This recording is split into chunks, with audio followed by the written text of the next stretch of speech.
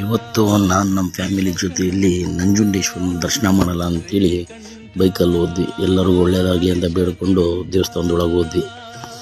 ಅಲ್ಲಿ ತುಂಬ ವಿಶೇಷವಾಗಿ ವಿಭಿನ್ನವಾದ ತೇರುಗಳೆಲ್ಲ ಭಾಳ ಆಕರ್ಷಕವಾಗಿದ್ವು. ಅದೇ ರೀತಿಯಾಗಿ ದರ್ಶನ ಮಾಡಲ್ಲ ಅಂತ ಹೋದ್ವಿ. ಬಹಳ ಜನಗಳು ಸಹ ತುಂಬಿದ್ರು. ವಿಶೇಷವಾಗಿ ದರ್ಶನದಲ್ಲಿ ನಾನು ನಮ್ಮ ತಂದೆ ತಾಯಿ ಎಲ್ಲ ದರ್ಶನಕ್ಕೆ ಹೋದ್ವಿ.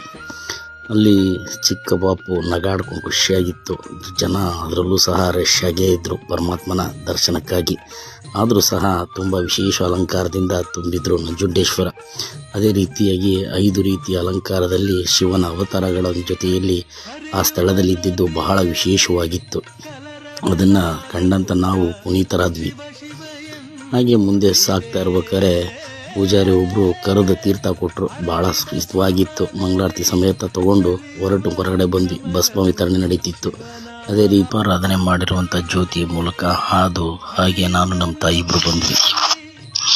ಮುಂದೆ ಹಾಗೆ ಸಾಗ್ತಾ ಇರಬೇಕಾದ್ರೆ ರಥಕ್ಕೆ ಮಂಡಕ್ಕಿಯನ್ನು ಸಹ ಹಾಕಿ ದೇವರು ಎಲ್ಲರಿಗೂ ಒಳ್ಳೆಯದನ್ನೇ ಮಾಡು ಅಂತೇಳಿ ಬಿಡ್ಕೊತ ಮುಂದೆ ಹೊರಟ್ವಿ.